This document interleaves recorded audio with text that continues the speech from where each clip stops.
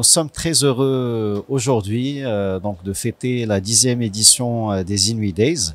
Donc cette 10e édition se déroulera les 24 et 25 mars.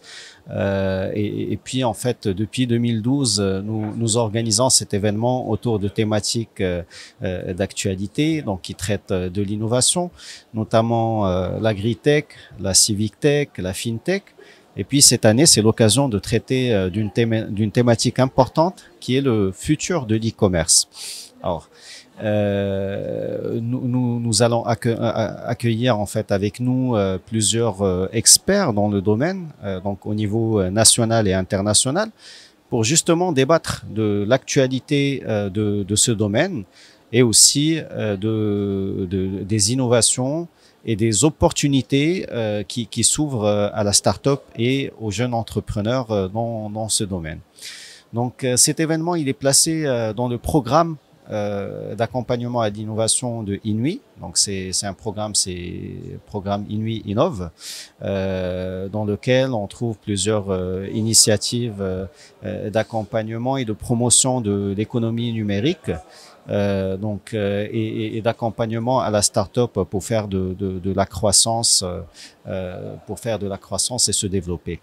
Donc, j'oublie à mentionner que cette édition, c'est aussi l'occasion de primer 3 start-up gagnantes du prix Inuit Days Award. C'est vrai que toutes les start-up sortent gagnantes, mais on va primer 3 en particulier qui se sont démarquées par l'innovation.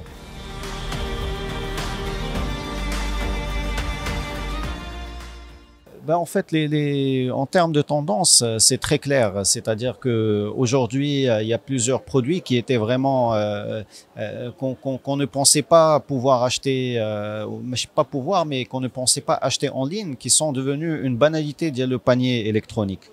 Donc aujourd'hui, on achète un tas de choses en ligne. Donc passons de l'habituel, les produits de mode, le high-tech, etc. Mais également aux besoins de première nécessité. Donc aujourd'hui, on peut faire nos courses en ligne, on peut faire un certain nombre de choses et c'est extrêmement intéressant.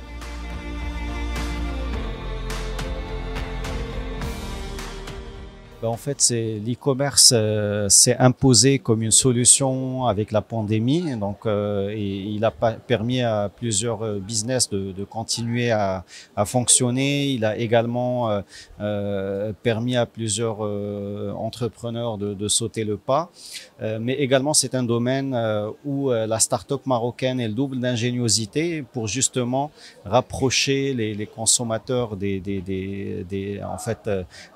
marques et des boutiques en ligne. Donc plusieurs initiatives, on a vu plusieurs initiatives dans ce sens-là sur plusieurs volets, donc plusieurs plateformes qui facilitent en fait disons la construction de sites en ligne, également dans le domaine de la logistique, dans d'autres domaines également. En tout cas, c'est un secteur à fort potentiel et il y a des études qui prédisent que une bonne partie de nos achats dans le futur se feront en ligne.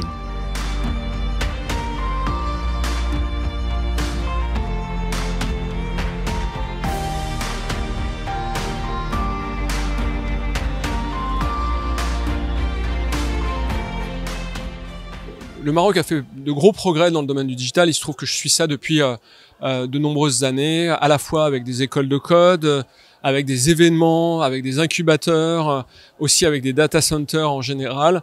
Je pense que c'est vraiment un des pays qui s'est, dans la région, de très loin le plus engagé sur ce sujet. Et je pense que ça va très largement continuer.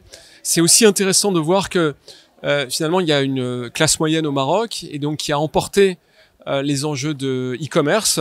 Donc il y a une effervescence assez impressionnante de l'e-commerce avec de très très nombreux acteurs dans ce domaine, des grandes villes, ce qui facilite quand même le fonctionnement de l'e-commerce. Un système, je n'ai pas les chiffres, mais je ne doute pas que c'est en train de boomer. Pour moi, une entreprise qui est devenue digitale, c'est une entreprise qui a adopté un principe de plateforme, c'est-à-dire où il y a beaucoup de données, où on essaye de bien comprendre quels sont les besoins des utilisateurs grâce à la donnée en général, et qui est organisée autour du mode projet, c'est-à-dire avec beaucoup d'autonomie pour les collaborateurs.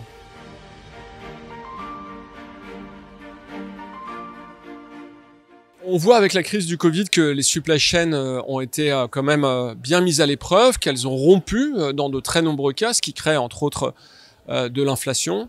Et la technologie est très impressionnante dans sa capacité à renforcer l'efficacité des supply chains, notamment parce qu'elle est prédictive. Et donc on peut voir des semaines en avance là où ça risque de craquer, et donc de prévoir un double sourcing ou des mesures alternatives pour éviter donc de se retrouver en rupture de production.